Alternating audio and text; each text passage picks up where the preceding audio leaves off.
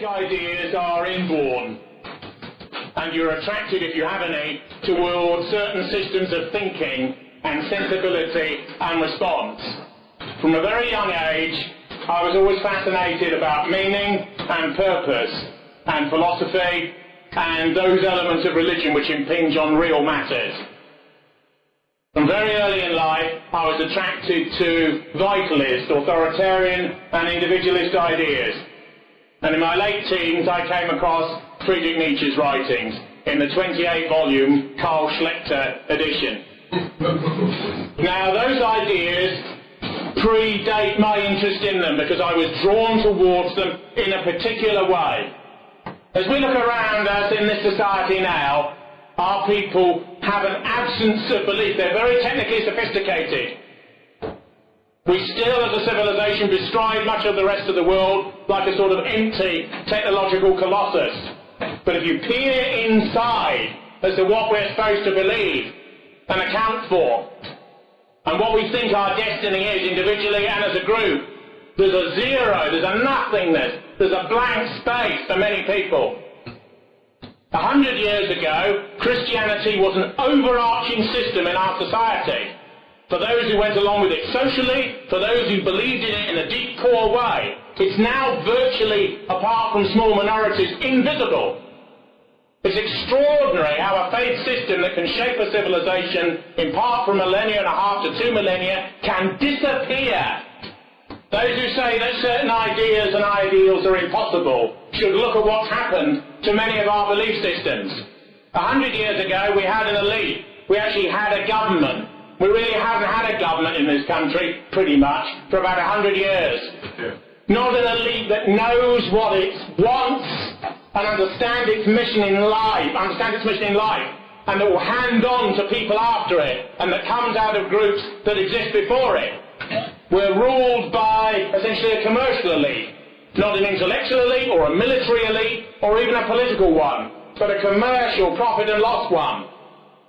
And things have slid to such a degree now that if asked, what does it mean to be British? Probably about 8 million of our people would say posh and becks. That's what it means for many people, inundated to the tube, and it's vapid nonsense. Now, there are many complicated reasons why much of what Western and white people used to believe in have gone down in the last century. Nietzsche prophesied that the collapse of Christianity for many people, even though he welcomed it personally, would be a disaster for them. Why so?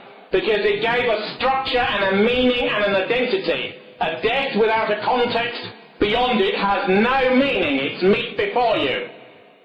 I believe that we're hardwired for belief, philosophical and religious, that we have to have it as a species and as a group.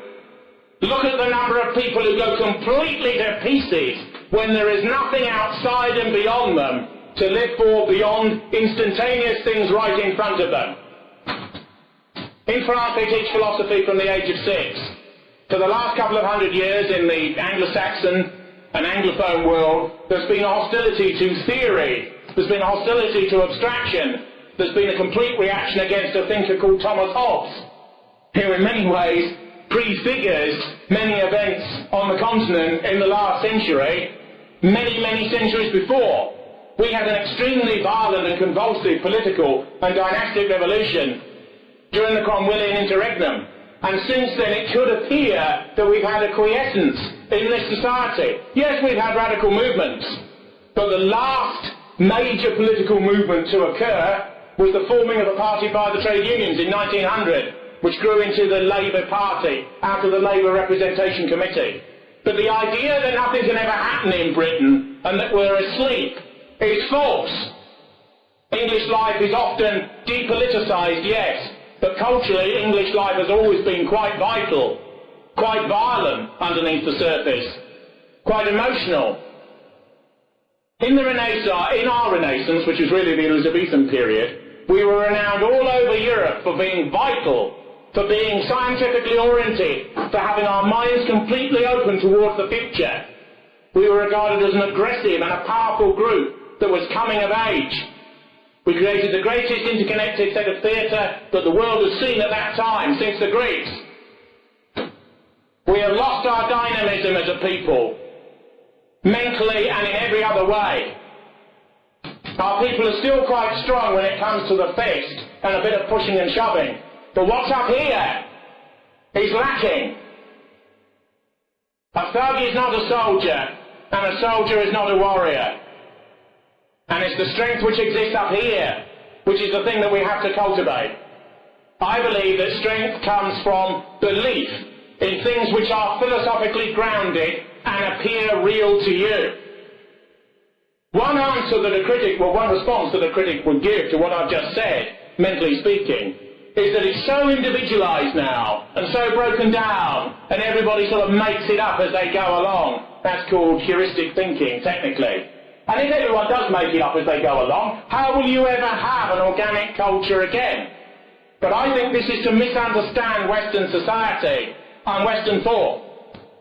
When Blair says, when he used to be Premier until a couple of months ago, when Blair said that tolerance and equality and forbearance and humanism are our virtues, he is talking about and turning against us a tiny strand of our own civility, which is part of our nature. English and British people often don't like to impose their ideas on others, often will avoid conflict until it becomes actively necessary. Many of these characteristics have been turned on us and used against us.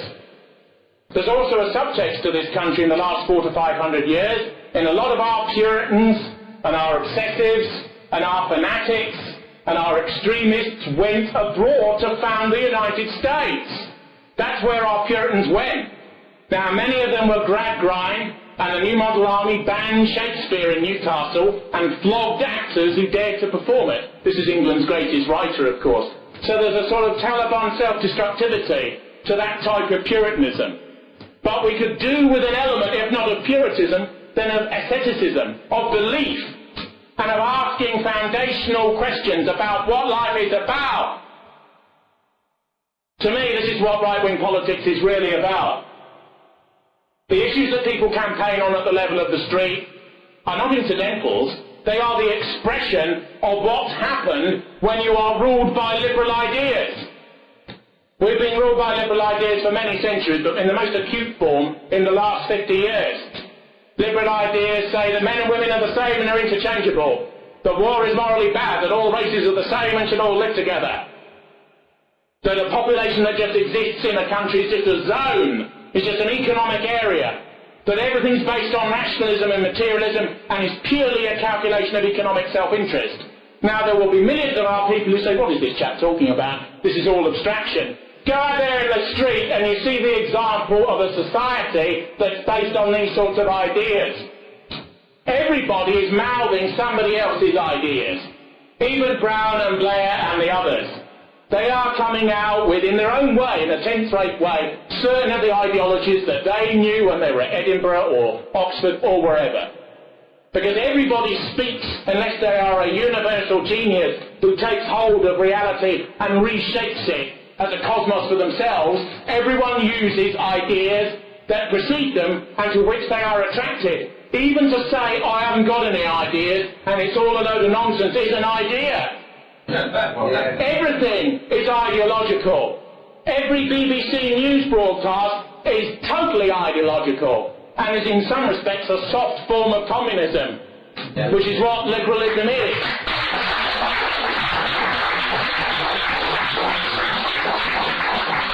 The last speaker today is a man called Thomas Lacinic, and in his book Homo Americanus, which is about the American role in the world, and of course America is the model for much of the development that's going on in every continent and in every group on earth. America is the model.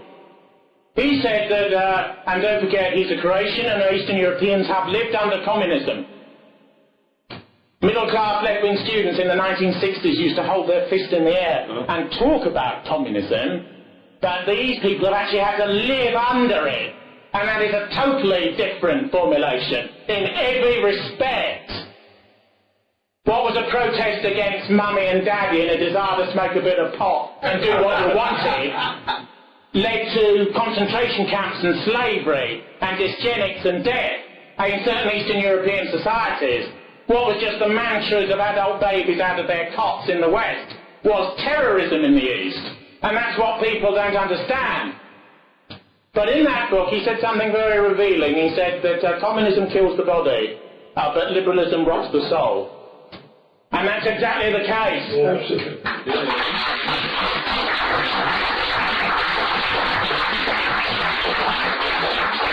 We face a situation in the West where paradoxically, spiritually, we're in a far worse state than the people who lived under communism. And this is one of the great ironies, because amongst its manias and the rest of it, communism froze things.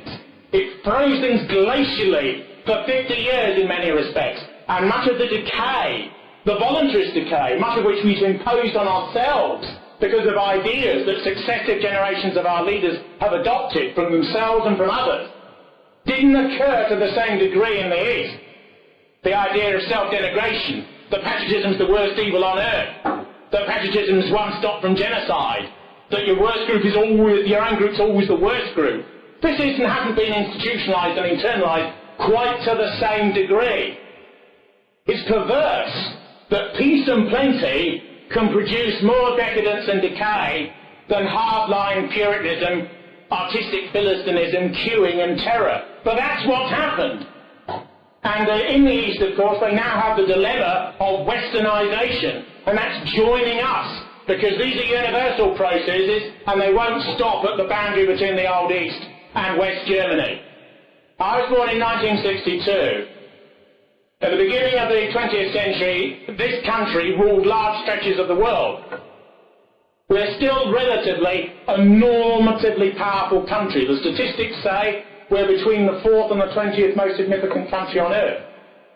But you also know, on all sorts of registers as you look around, that we don't believe in anything anymore, that we're in chaos, that a large number of our people are miseducated to the degree they hardly even know who they are, that patriotism, although it still exists in the blood and the bone and in the consciousness of many people, has been partially indoctrinated out of many, that people look behind them before they make an incorrect remark, even if they're in the wood.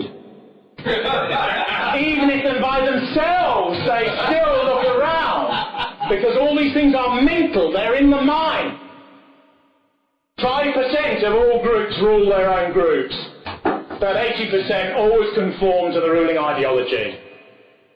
If somebody says he's a demon, you know, he's in one of those far-right parties, he's in the National Front. That's what they always say, because that's the generic term amongst apolitical people for all right-wing groups. Even though the BNP is by far the biggest group and has had by far the greatest degree of electoral success, it's all the NF, really. And the mass attitude towards all this is dangerous and threatening. It's being a Catholic under high Protestantism. It's something that's a threat. And the masses are like this. And they always have been. In Eastern Europe, the present regimes would have you believe that the dissidents were loved. I tell you as a fact that under Soviet tyranny, if you saw Sharansky, if you saw Sakharov, if you saw one of these people walking towards you, you thought, oh my God. And you did everything to pretend that he was an unperson, that he didn't exist, that you weren't in the street with him because there could be a man in a watchtower watching you. Now everyone comes up and says, oh, we agreed with you all along. But in this society, liberalism has learned how to rule in a far more sophisticated way. Towards the end of the quasi-Stalinist state in Czechoslovakia, as was, secret policemen were looking under people's beds for abstract paintings and jazz music and this sort of nonsense. The West allows people who dissent just to think in their own little boxes and doesn't give a damn. Doesn't bother to ban books because 40% of the population can't read them anyway. This is how liberalism rules. It doesn't allow the privilege of dissent because it disprivileges dissenting ideas. And if people can't think and those ideas aren't worth anything anyway, it's invisible. Yes. And therefore you don't even need to quote-unquote persecute. You can put economic pressure on people. So you've got a choice to be sort of decanted from bourgeois life if you manifest in public certain types of opinion. That's one of the pressures that's put on people. That's done deliberately. to stop people who have education forming the head, forming a brain, forming an elite for the fist. And that's done quite deliberately, so that leaders will be choked off. If you go to a university, and Blair and Brown says everybody should go to a university. Right. At the University of Slough, stroke the Thames Valley, there are 28,000 students, and they do courses in golf and tourism and hairdressing. It's just mass training for a post-industrial society for sort of semi-robotic nerds to do repetitive tasks in trained environments where they're being timed and watched all the time. Now, because I believe it's thought which characterises our race and our group more than anything else, I think thinking is cardinal for many people. When the events of 1968 occurred, there were convulsive riots all across the Western world by left-wing Western youth. They could raise hundreds of thousands in the streets. Thinking of the key events in Paris and elsewhere, there were 1 million in the street. There were also very large riots in the United States on many campuses. Western people have always been convulsed by ideals and by ideas. The idea that it's all in the past, that Fukuyama said that the world has ended, that history has ended, and then 9/11 happened. History never ends, and things go on and repeat themselves and come back again, at times even more violently than before. What our people are crying out for isn't really a religion or a belief system. It's a form of mental strengthening in and of themselves to overcome the disprivileging mechanisms that don't allow them to think and also allow them to reconnect with core areas of identity. I'm not a Christian, and I never was, although I went to a Catholic school and they educated me very well, and almost every book in that library was by a dead white European male.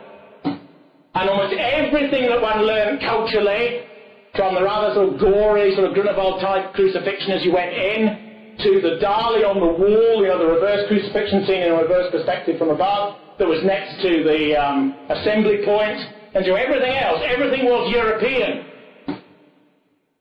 And that's why people become Catholics. Do you notice many parents become interested when their child's about 10. Yeah. And that's because they want to get them into these schools. Why do they want to get them into these schools? Because they retain a structure and a discipline, and you don't leave when you're 16 and you don't even know what your name is, you can't read or write, you speak like a Jamaican gangster, you have no respect for what you are and who you become and what you could become. Now we hear a lot about youth crime, and we hear a lot about the uncontrollability of many people in our society. They're not controlled because there's no control up here. One of the cardinal weaknesses of the contemporary West is the feminization of all areas of life. Masculinity is a sacred thing, and yet it's been demonized and disprivileged in the Western world, regarded as just an excuse for brutality. Masculinity is about self-control. It's about respect and power that's ventilated when it's necessary to use it.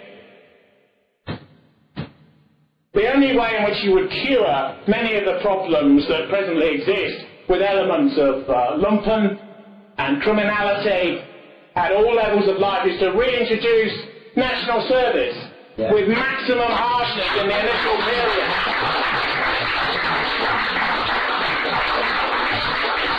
And a few would die because they'd be too obese to get through those tunnels and over those walls with serrated glass with the people screaming at them in an unpleasant accent. But you would need to do that, and the reason isn't physical, the reason's psychological. Some of our Marines cried when the Revolutionary Guard in the Gulf took their iPods off them. This is where we decline. This is the Green Berets. These are the Royal Marines. The Revolutionary Guard in Iran, the Quds Brigade, which is the elite brigade, which reports directly to the Supreme Leader, Ayatollah Khamenei, couldn't believe it when they saw this sort of thing. The post-imperial British truly have a tremble in the lip. But these things in the end are cultural and philosophical and psychological. Yeah. Now our civilization has had many religions and many dispensations of thought. But one of the things that we have forgotten is that open-mindedness to the future and respect for evidence does not mean woolliness and an absence of certitude in what we are. There was a thinker who existed 2,500 years ago called Heraclitus. And my type of thinking is his linear descendant. He's a pre-Socratic, he's a sophist. He begins right at the beginning of Western thought when we actually write down what we think. He wrote a book on nature, which Aristotle glossed, and which he survives in fragments. What did he believe? He believed that everything is a form of energy. The fire, we would call it energy today. That it exists in all forms of organic and inorganic matter. That thought and the sentience of nature is what we are. Nature has become sentient in us, which means we must incarnate natural law as a principle of being. It's called becoming in my philosophy. The right, even if you don't want to use that term, stands for nature and for that which is given. What does that mean? It means conflict is natural and good. It means domination is natural and good.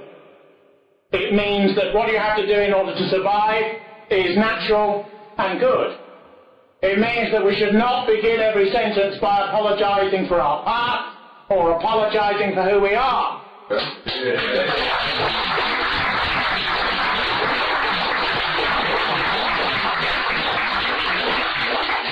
Tony Blair, I think, made several interconnected apologies when he was Premier, but he didn't apologise for being Premier. No. He apologised for the Irish famine. Oh, I've got Irish blood, but, I'm not interested in apologies for the Irish famine. He apologised for the Shoah. He apologised for slavery. He apologised for almost everything going. And of course even these are meaningless, as some of the groups that they were targeted on had the courage to say. It's just temporising sympathy. In my philosophy, sympathy multiplies misery. And if somebody's in pain in front of you, you give them some options. And if they can't get through it, suicide's always an option. Now, what does Nietzsche believe? He believes that strength is moral glory, that courage is the highest form of morality, that life is hierarchical, that everything's elitist. There's a hierarchy in each individual. There's a hierarchy in every group of individuals. There's a hierarchy between groups of individuals. Inequality is what right-wing ideas really mean. Right-wing ideas aren't just a bit of flag waving and baiting a few Muslims. Right-wing ideas are spiritually about inequality. The left loves equality. It believes we're all the same, or we must be treated the same. And they believe that as a morality, as a moral good which will be imposed. Under communism, Pol Pot shot everyone who'd read a book that he didn't approve of. Why did he do that? Because he wanted everyone to be the same and everyone to think in the same way. Asiatics have a form of description. It's called the tall poppy syndrome. They look at the plants, they decide one's a bit out of kilter, it's standing higher than the others, so you snip it down so all are the same. Pol Pot's not his real name, by the way. It's a joke name. It means political potential. When he was very young, Maoists wrote down, this man has political potential, Pol Pot. And that's where he took it from. This man is a terroristic psychopath. That when he took over his society with a teenage militia high on drugs, and almost everything had been blitzed and was defenceless, he put into practice, in a cardinal way, what many of these Western idiots in the 60s with their fist in the air had been proposing. He sat in Paris, in salons, listening to Credo, listening to Sartre, listening to de Beauvoir, and he imposed it implacably like the cretin he was. The family's immoral. Shoot all the Buddhist priests that have got people married. Shoot people who are a bit too keen on marriage. Shoot everyone who's read books about marriage. Shoot everybody who's ever said marriage is a good thing. That's quite a pile of bodies and you haven't started yet. That is communism in its rawest and its crudest form. It's a sort of morality of bestiality, essentially. And it can't even impose equality, because in the communist societies of yesteryear, the elite will have its own shops, and its own channels, and they will have their own corrupt systems to keep their children out of military service, and so on. Or just like sort of Clinton's America, or Vietnam America before it. Every elite in that sense will recompose, despite the figment. Inequality is the truth, because nature is unjust but also fair in its injustice, because there's always a balance. People who are very gifted in one area will have grotesque weaknesses in another. People who are strong in one area will be weak in another. People who are at the bottom within a hierarchy have a role and have a place in a naturally ordered society and will be looked after, because patriotism really is the only socialism. That's why the right appeals to all classes and to all groups within a culture, because all have a place. Now, I believe that in the Greek civilization, a peasant woman could kneel before an idol and could have a totally literalist, it's called metaphysically objectivist view of a religion. She believed in it absolutely, a fundamentalist in contemporary terms. And you can go right through the culture to extremely sophisticated intellectuals, some of whom were agnostics and atheists who supported religion. Yes, they did.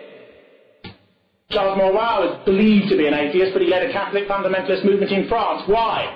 Because if you are right-wing, you don't want to tear a civilization down just because you privately can't believe. You understand the discourse of mass social becoming. What does a wedding mean? What does a death mean? What does the birth of a child mean? Unless there's something beyond it. What does a war mean? Just killing for money? Unless there's another dimension to it. We're reduced as right people first and just as humans second. But we have to understand that belief is not a narrowness. Belief is an understanding that there are truths outside nature and outside the contingent universe that's in front of us that are absolute. The left-wing view that it's all relative and we make it up as we go along is false. Nature believes that we test ourselves here and now in relation to what's going on before us. And the more primordial we are, the more we live in accordance with what we might become, the more we link with those concepts which are eternal and that exist outside us. So what appears with half an eye closed to be an atheistic, a secular and a modern system, if you switch around and look at it from another perspective, is actually a form for traditional ideas of the most radical, the most far-reaching, the most reactionary, and the most archaic and primordial sort to come back from the past. What the New Right as a conception on the continent in the last 40 years has been is the reworking of certain ideas, including certain ideas associated with fascism. And they're reworking so that they come back into modernity, where we are now. If you look at mass and popular culture, the heroic is still alive. It's still alive in junk films, in comic books, in forms that, cultural studies aside, intellectuals disprivilege. Why is the heroic treated at that level? Because liberalism can't deal with the heroic. It doesn't have a space for it in its ideology, so it decants it. Nothing can be destroyed. Liberals think that they've destroyed the ideas in this room, but they haven't. They've just displaced them into other areas, and they find new ways to come up and new sympathies that emerge. Much of popular culture involves the celebration of men, iconographically in films and so on, who are authoritarian, who are hierarchical, who are elitist. How many cinema posters have you seen with a man alone with a gun staring into the distance? It's the primordial American myth. These are men who think, quote-unquote, fascistically, and they fight against fascism. They fight against authoritarian ideas of what the West once was and can be. This is always the trick, that they will use the ideology of the Marine Corps to fight for a liberal, a humanist, and a democratic purpose. That's the trick. In every film, in every television program, in every comic, in every simple novel, in everything that the masses consume that isn't purely about sex or sport, the heroic is there. And they always fight for liberal causes. And their enemies are always grinning Japanese generals or Nazis, used again and again and again as a stereotype of a stereotype of a stereotype, to impose the idea that that which is core, primal, Indo-European is morally wrong. There's one issue that I must have spoken in the 4 years I was in the British National Party, 100 events, 120 events, 150 events if you add everything together. Now, I've never mentioned this topic, which I'm going to talk briefly about now. And this is the topic known as the shower. Now, all my life, this has been used as a weapon. All my life. Against any self-assertion by us. Whenever the most mild and broken-backed Tory says he thinks, you know, immigration's gone a little too far, the finger will go down. And he will fall on the ground and say, oh no, I may have made a minor complaint before I was going to leave office. But no, don't drag me in that particular direction. And of course, what this is many of the people who use this as a weapon don't give a damn either way. It's a weapon they can use. And it shuts people up instantaneously. And it does so because it impinges at quite a deep level on what white and European people think about morality. And this is a deep problem. And it's a problem that all right-wing politics since the Second World War, which was in reality a second European Civil War, the European equivalent of the American Civil War in some ways in the century before, of which in a very complicated way it's both an attenuation and a reverse reflex. But this issue is very, very deep and very complicated and important and goes beyond methodologies about the figures for the number of purported victims involved. Many Western people feel that because it is generally a given in the society and culture that they're in, that variants of our group have committed atrocities, that our civilization is therefore rendered worthless, almost in its entirety, except when it apologises before it even states that the right it has for its right to exist. So every time Wagner is played on Radio 3, there will be a sort of 30-second health warning, like on a packet of cigarettes. It's as literal as that. And because it's an ideology, it's got to, it imposes itself. Ideologies want to impose themselves, like liquid finds its own level in a tank. If we were running things, if I was running the BBC, it will be slightly different to what's on tonight.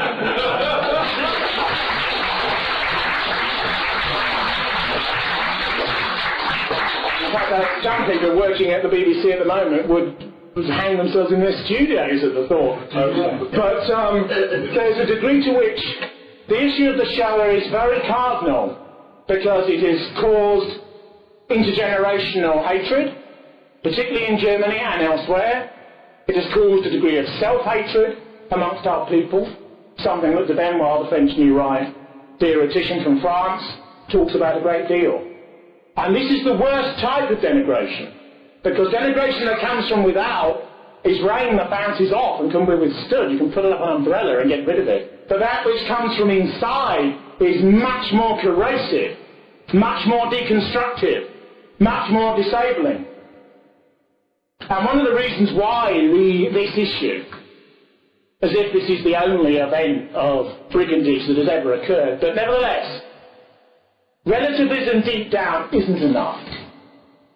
When the IRA committed an atrocity, they say, never mind ours, look at the British, look at the loyalists. And people say, well, what about this that you've done? They say, no, look at what they've done.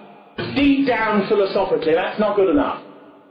The problem we have is if you are very Christian or post-Christian in immorality, where there's a total dualism of good and evil, and if you think and have been indoctrinated at school from a very early age that our group has committed some monstrous evil, you are dwarfed, to invent a word.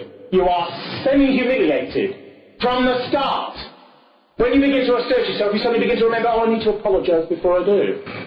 And that's not just a sort of strange intellectual concept. Millions do that all the time. They say, I'm not this, but. They say, I don't want to make an extremist remark, but. They say, well, I don't really wish to get into the area of self-assertion, but. And the reason for all of that garbage is because of this shadow. or those that relate to it in the background. And if you knock down one, another would emerge. Every black group in the United States wants a Holocaust museum about slavery in their own cities. That's the next thing. And they say to a congressman, we want our museum. Well, if you want our votes, you're going to get us our museum. It's as straight as that. Each group claims status for strength through victimhood. That's what we face. I can be strong because I've suffered, and I'm going to get back because I've been weak in the past. And my strength is revenge, and I'm morally entitled. And lots of our people think we were the primary and primordial and dominant group on earth for quite a long time. And now we're losing it in almost every area. Oswald Spengler wrote Decline of the West after the Great War, which of course was a dysgenic war, which had a considerably destructive impact upon Western rulership at every level.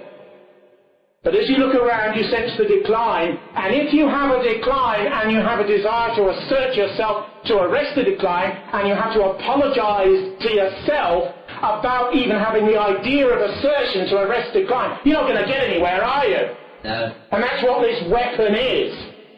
Now, my view is the following. I'm technically a pagan. And pagans believe that creation and destruction go together. That love is fury. That whatever occurred and whatever occurs, we don't have to apologise. We step over what exists. There's a concept in my philosophy which is called self-over-becoming, where you take things which exist at a lower level that you feel uncomfortable with, and you sublimate them, you throw them forward, you ventilate them. You take that which you don't like and you transmute it alchemically, psychologically and intellectually, and you change it. And you step forward and say no to past humiliations, to past indoctrination and degradation of the German people, who are cardinal to the European identity, both because of their cultural and linguistic specificity, and also because of the fact that they're at the heart of the European continent. If they have to apologise every day of the week for being what they are, our group as a whole can never assert itself. And my view is that when this is viewed as an issue, there are relativist dodges, there are things you can say. The deputy chairman of the party that I was in was asked about the show on a Channel 4 programme, and he said, well, which show are you referring to? Are you talking about the communist holocausts, many of which were inspired by Jewish ideas? Silence. Very radical statement for a contemporary BNP leader. Silence. Silence. But of course, that's a clever answer, and it's a political answer, and it's a relativist answer. But my view is, I would say, we've overcome all of these effects. And we will stride on to new forms of glory, new forms of that which is implacable. We can rebuild cities again. Every German city was completely destroyed. It was like Grozny and Chechnya now. Nothing at all. I have a friend of mine who's a well-known right-wing intellectual who's almost 80 now. His name is Bill Hopkins. After the war, he served in Hamburg. And during the summer in about 1948, when he was in the RAF, he said all the British troops used to go often outside the city because the stench was so bad, because of all the bodies under the buildings that hadn't been reached and hadn't been dragged out or hadn't been put into lime pit. But everything has been rebuilt, because everything can be rebuilt and built beyond what even existed in the past. So if somebody says to you, you're descended from brigands, which is in a sense, individually, what that sort of contrary ideology is, you say, well, I'm not going to bother about diggers and who did what to whom. I've overcome that. Oh, well, I don't like the sound of that. That's a bit illiberal. And I'd say, you just say, liberalism is moral syphilis. And I'm stepping over it. Well, I don't like the sound of that. You sound like a bit of a fascist to me. And I'd say, there's nothing wrong with fascism. Nothing wrong with fascism at all. Everyone now adopts a reverse semiotic and runs against what they actually think in order to convince people who don't agree with them anyway. Because democracy, and I'm not a Democrat. I'm not a Democrat. When I supported the challenge in the party that I used to be in, I did it for various reasons, but to encourage greater democracy wasn't necessarily one of them. For various reasons.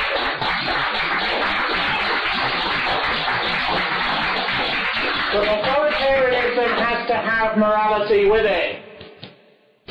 Those who make an absolute claim and who don't live up to the nature of that claim, or don't even begin to live up to the nature of it, can't advocate authority. Mosley, for example, was regarded as above the movements that he led.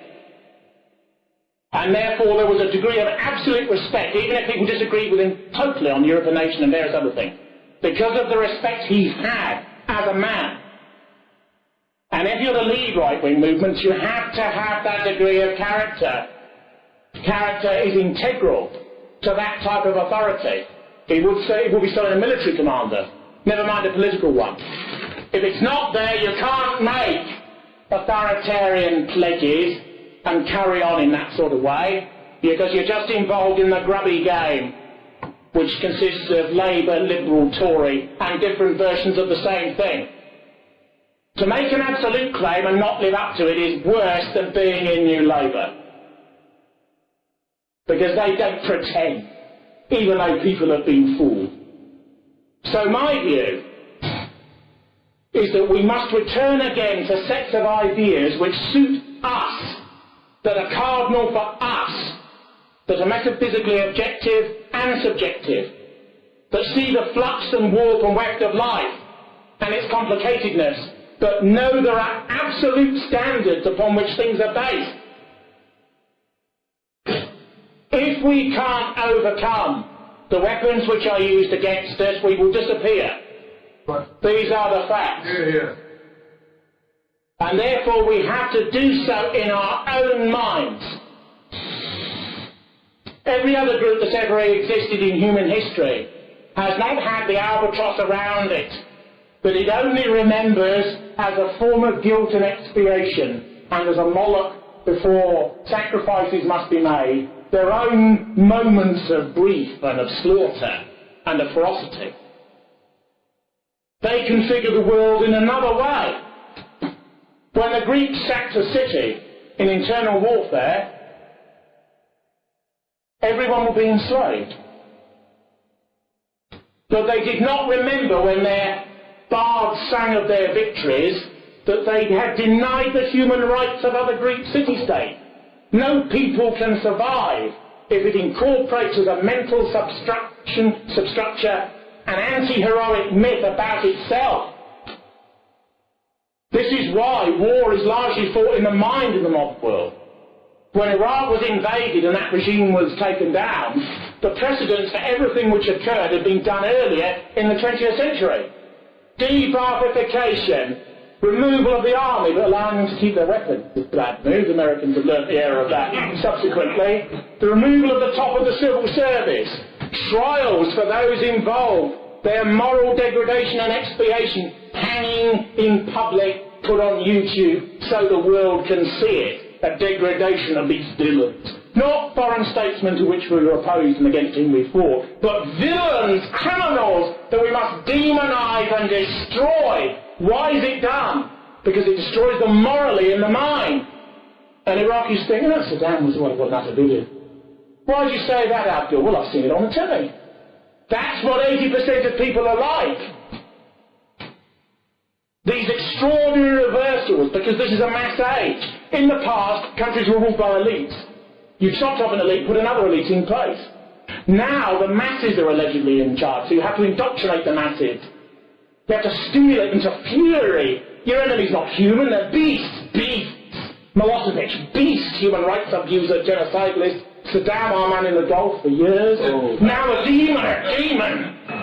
An anti-Zionist, ferocious apostate, and so on. But most of the chemicals that he used in the three-way war, Kurds, Iranians and Iraqis, fought at the First World War level. Companies in Germany, in France, in Russia, in Belgium, in Britain, and in North America provided that. The gas was used by the Iranians as well, and the Kurds fought on both sides. But that is the complicatedness that people don't want to see. And it's also applicable to all groups. An American colonel in Fallujah will be fighting in his own mind, physically, in a courageous way. At the level of him in the ground, with the sand around him and the flies in his eyes. He's not thinking about grand theory. He's thinking about getting through that tour of duty and getting back to the wife and the kids in Maryland or something. That's that level. We always have to understand that individual white Americans have absolutely no control over their elite, just as we have no control over ours, because they've gone to a global level and they think they've left us behind. They think England and Britain's a puddle and they can step out of it to universality. Well, we can't step out of it to universality, because if you're not rooted in something, you don't come from anywhere. There are no roots that go down into the earth. And you can be moved about like a weed which has very weak roots and just ripped out. And somebody stronger will rip you out. So my role in all these right-wing parties and groups that I've been in one way or another, for the last 15 years, is to preach inequality. Did you hear that? He says people are unequal. People are unequal. 75% of it's genetic and biological. Partly criminality is biological. Predisposition to drug addictions are biological. Intelligence is biological. Beauty is biological. Ferocity or a predisposition to it is biological. Intellect is biological. You can do a bit, but you're born to be what you are. And we should celebrate what we were born to be, because we have created 90% of value in modernity. I am a modernist in many ways, because I believe we created a modern world that has been taken away from what it could have been. The modern and that which preceded it are not necessarily in complete opposition. If people with our sorts of values ruled modernity, everything about this society would be at one level the same and in every other respect completely different. People would still drive, contemporary cars, there'd still be jets, and there'd still be supercomputers and so on. But the texture and the nature of life would be different in every respect. How so? Firstly, cultures would be monoethnic.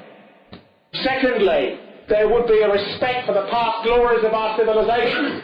Thirdly, we would not preface every attempt to be strong by saying, I'm sorry for what we have done. We're not sorry!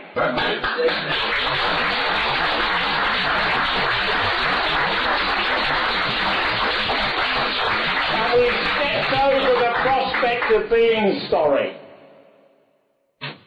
Now, Martin Begin, in his autobiography, which is called, is it called My Struggle? It's called My Life.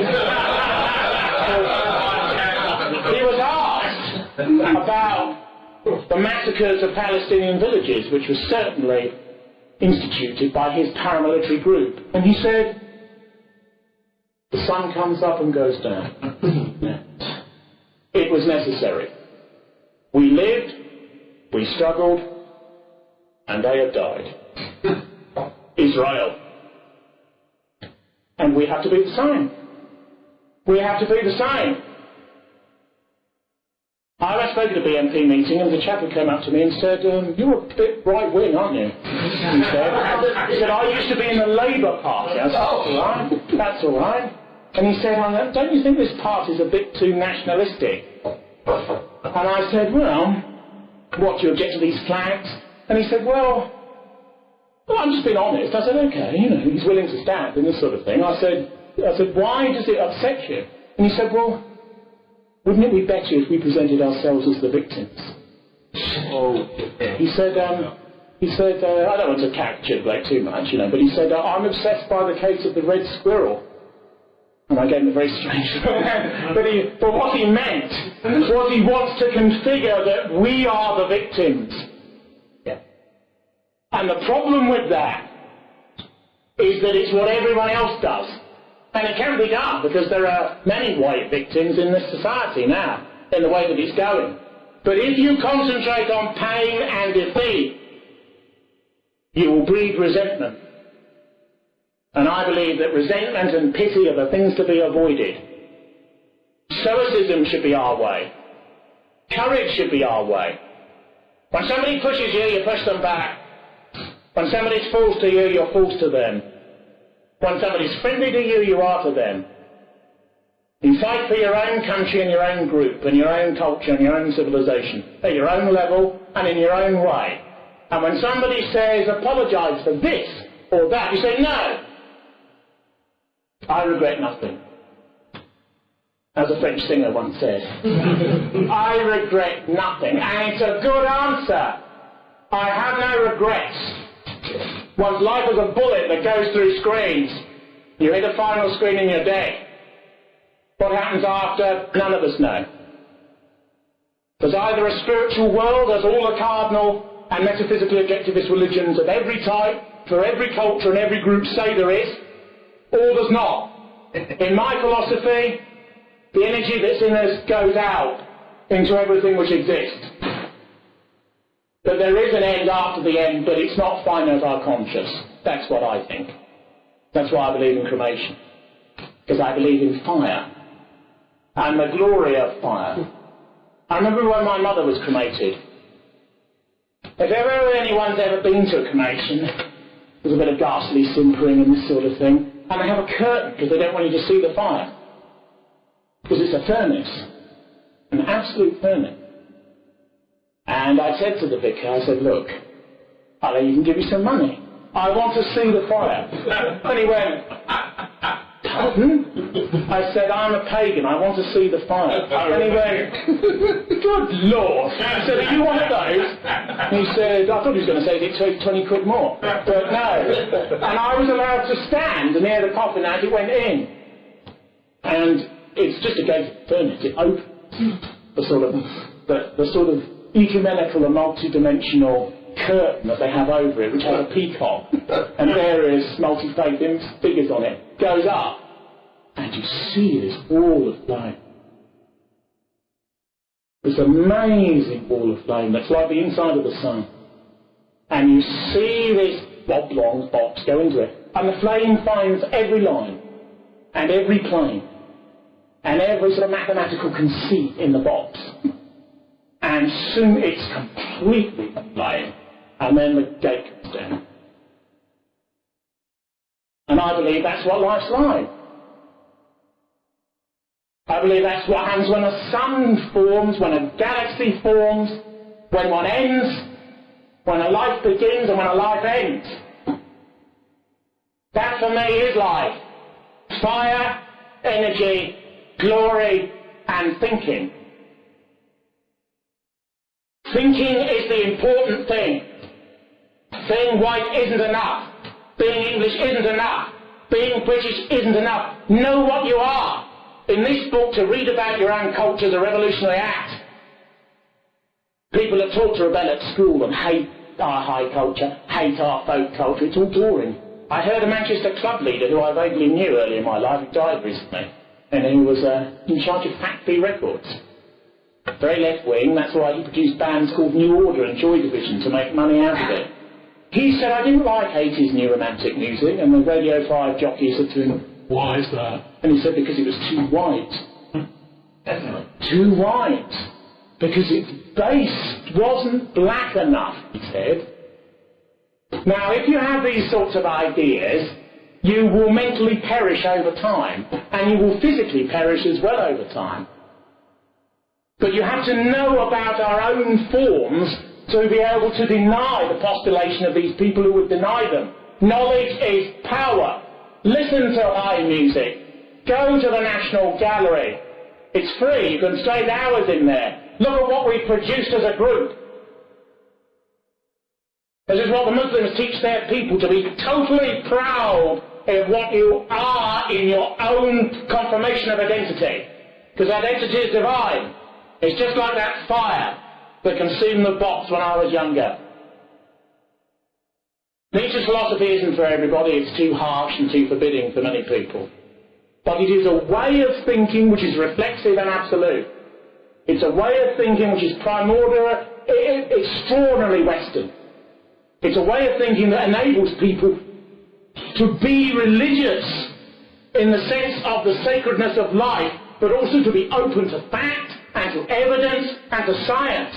It combines those things that lead to glory and express themselves through tenderness and ferocity. I urge all white people in this era to look into the mirror and to ask themselves, what do you know about what you are? And if you don't know enough, put your hand on that mirror and move towards greater knowledge of what you can become.